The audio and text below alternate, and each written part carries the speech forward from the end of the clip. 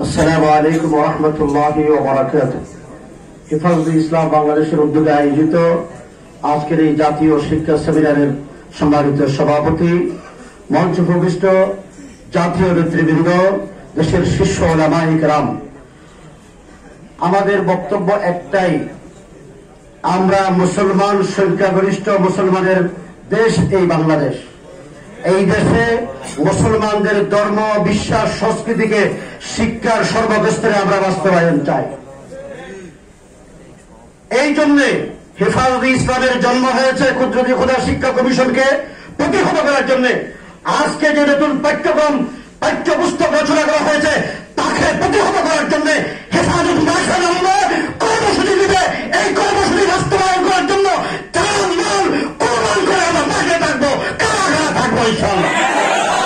আসসালামু আলাইকুম। এ পর্যায়ে বক্তব্য রাখবেন হেফাজত